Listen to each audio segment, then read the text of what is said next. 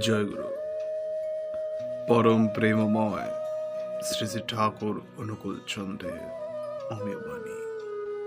আজকের বিষয় কাম ও প্রেমের পার্থক্য। শ্রী শ্রী ঠাকুর বলছেন, কাম চায় প্রিয়কে দিয়ে আত্মস্বার্থ সিদ্ধি। ঠাকুর কি বলছেন? কাম চায় প্রিয়কে দিয়ে আত্মস্বার্থ সিদ্ধি। আর প্রেম কি চায়?